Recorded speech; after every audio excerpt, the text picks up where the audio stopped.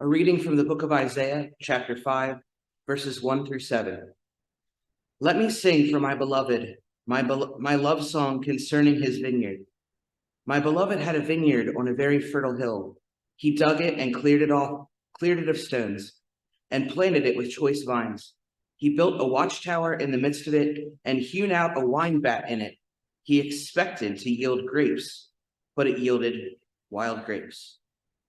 And now, inhabitants of Jerusalem and people of Judah, judge between me and my vineyard. What more was there to do for my vineyard than I have not done in it? When I expected it to yield grapes, why did it yield wild grapes? And now I will tell you what I will do to my vineyard. I will remove its hedge, and it shall be devoured. I will break down its wall, and it shall be trampled down. I will make it a waste. It shall not be pruned or hoed, and it shall be overgrown with briars and thorns. I will also command the clouds, but they rain no rain upon it. For the vineyard of the Lord of hosts is the house of Israel, and the people of Judah are his pleasant planting. He expected justice, but saw bloodshed, righteousness, but heard a cry. Hear what God is saying to the people. Thanks be to God.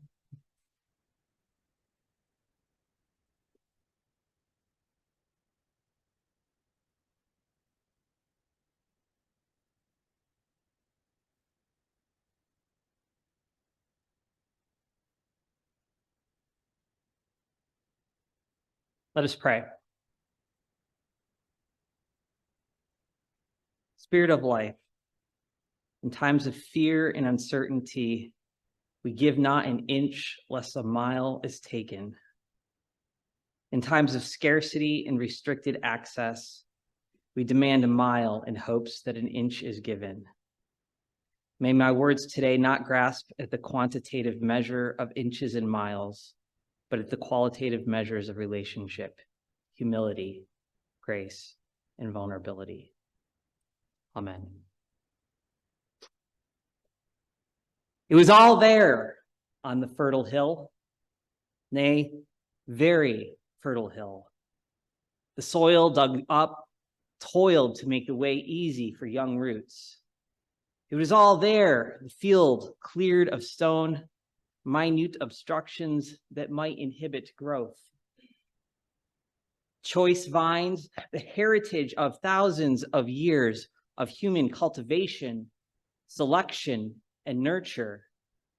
10,000 years of the intelligence and sweat of the ancestral mothers and fathers. The watchtower erected to reach high and provide just the right vantage point to protect the growing fruit from outside invaders. It was all there, the press to process the fruit of all that labor, the grand expectation that the beloved would get what the beloved gave. It was all there, the investment of time, labor, and material resources. The expectation with all that work, the smacking lips at the delicious fruit and the fragrant wine that would be produced from it. But the expectations are dashed as the yields are inedible. Different translations render this differently. They could be wild, the untamed ancestors of our domesticated varieties, or they could be sick, a stinking, rotting, rancid crop not fit for consumption. The vineyard is indicted and it is put on trial with a swift judgment, and a penalty is pronounced. It shall be laid to waste. Or as we might say today, light it up, burn it down. To be honest, this punishment wouldn't be my go-to here. It reeks of a mantrum, the temper tantrum of a man-child when things don't go his way. I have been such a man-child, at times taking my anger out on the inanimate objects that don't bend to my will. Grapes have no control over what kind of grapes they will be. It is wholly up to the conditions of the environment. But maybe I'm taking this parable too literally and expecting too much from the form.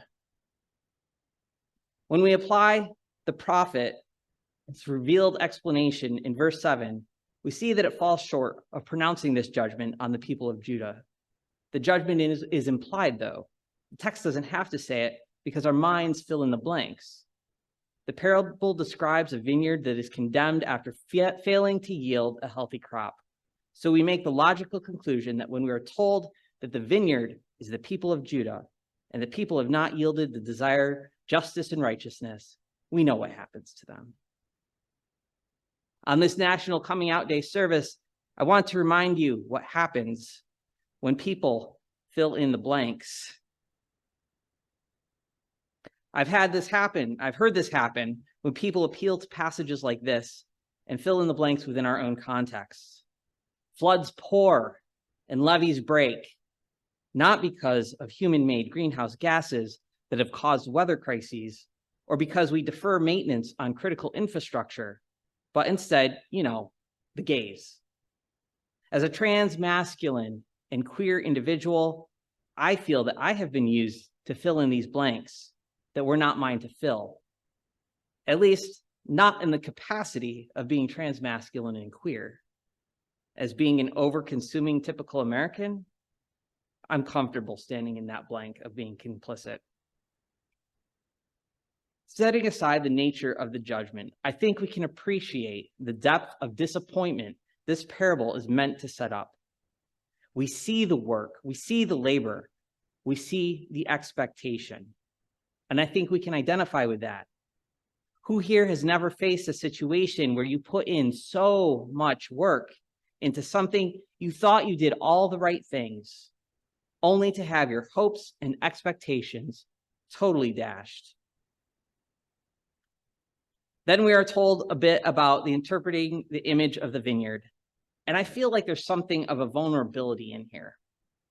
Have you ever lashed out at someone that you love with all the accusations and all the anger of disappointment, but you aren't really honest about what it was that you were really expecting because you weren't ready to be that vulnerable, or maybe you didn't know what it was that you were expecting deep down, but maybe that's only me.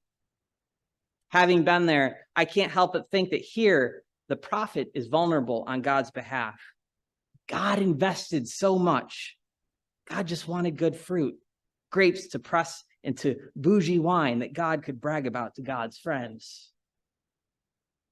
My favorite translation of verse 7 is the Robert Alter version, where he tries to mimic the wordplay of the Hebrew language. He renders 7b as, he hoped for justice and look, jaundice, for righteousness and look, wretchedness. Wretchedness bears phonetic resemblance to righteousness, but the concepts for which these two words represent are entirely incompatible. Enough wretchedness over enough time, and retribution will follow in the form of critical social instability. Desperate times call for desperate measures. That's another reason I cringe at the laying to waste portion of this parable. God's hand of judgment becomes redundant in the face of our social and political realities. You don't need to ruin that which is bound to self-destruct. There's so many global applications to this. Many have been on my mind this week. But we are celebrating LGBTQ coming out this week. And I think here we may have a little more influence on the conditions of the vineyard in our immediate context. Looking upon our own landscape, we can see that it is all here. The fertile soil of the city on a hill, nay, the very fertile soil. The soil worked by industrious hands that the fragile roots of freedom may work their way down. The stones of inequality are slowly but surely removed so that we may not choke that freedom out. The choice lineage of hominin cultivated over hundreds of thousands of years of self-domestication, a taming of our animal nature, and the nurturing of our creative problem-solving abilities. Towers and walls erected high and long so that we can see threats encroaching and inhibit their intrusion. Creeds upon creeds of ideals to proclaim the greatness we are capable of. the expectation that we are getting better and closer to these ideals. And we're almost there because it is all here on the backs of all the shared values spoken in the public square of liberty and justice for all. The peoples of the LGBTQ plus communities sought cultivation in their respective corners of this vineyard. Harvests have been made. A 2003 Supreme Court decision invalidated the last of the sodomy laws, which meant that folks did what did in the privacy of their homes was no longer a reason to withhold the promise of these shared ideals. The audacity of these beloveds was to further expect that the expression of their deeply felt selves might strive for more public recognition. In some ways, this too was fulfilled. Don't Ask, Don't Tell fell in 2011. Section 3 of the Defense of Marriage Act fell in 2013, Section 2 in 2015, and finally, it was fully repealed in 2022. Throughout this time, there were some positive gains in the visibility for the trans community, with Time magazine identifying a tipping point in 2014. It's all here. But despite all this good news, the fruit is shown to be inedible. The fruit doesn't bear the evidence of our evolutionary domestication. The fruit is rancid. Gains once made can be lost. The ACLU is currently tracking 496 pieces of legislation across the country in the 2023 legislative session, with the potentially to negatively affect those who are LGBTQ. This is a stark increase from previous years. GLAAD reports a 300% increase in anti-LGBTQ incidents between this Pride season and just the last one. There is an increase in rhetoric of fear fueling LGBTQ hate and ignorance, because in these desperate times, those in power are advancing desperate measures. Rotten begets rancid, putrid, abhorrent, and disgusting. Light it up, burn it down. But I don't think our vineyard is entirely lost, but drastic measures are required. In pastoral care, I recall Dr. J distinguishing the difference between speaking about your life to someone as if you are narrating it versus sharing with vulnerability. In regard to coming out, you can declare your identity or you can invite someone into your story. Whether you are LGBTQ or straight, have your comings out been declarations or invitations? The past few months, I've been trying to lean more into an invitational stance by practicing coming out, is sharing with others my pain, shame, sorrows, hopes, joys, and dreams when it comes to my queer journeys. What would be a hope or desire from you? I would want every last one of you to be able to affirm lesbian, gay, bisexual, queer, as well as non-monogamous sexualities that uplift consent as their highest ideals, as opposed to the form as beautiful in the divine sight. But if you cannot make this affirmation, I do not think that that means that you don't love at all. If you cannot love me the way I want to be loved, at least love me the way that I need to be loved. Desire for me growth, and then trust that process to me and God. I don't need you to agree with me. I need you to extend me the agency and the safety to live my convictions. Regardless of your personal conviction regarding God's ideal plan for human sexuality, I think we can hold in common that violence and hate directed towards any of God's children is not in God's ideal plan for humanity. The violence being inflicted upon trans bodies in particular right now leads to cries of wretchedness, not righteousness. I recently reached out to a pastor and former mentor from a time in my life that was full of confusion, conflict, and shame. I shared my story of reconciling my gender and sexuality to my own convictions. His own personal convictions say that queer sex is not sacred sex. He asked me, so what do I need to take for this? What do I need to take? I told him that I'm not asking him to change his convictions.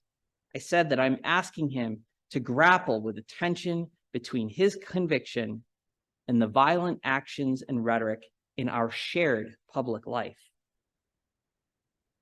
Further, I'm asking him to invite the people that he has influence over into that tension. I'm asking you to live into the tensions between your convictions and the harm that is done to others who live differently from your convictions. However you understand God's righteousness, cries of wretchedness are not the legitimate fruit of people demonstrating God's righteousness, justice, and love to the world. Because, siblings, it is all here, all the ingredients of justice. Peace.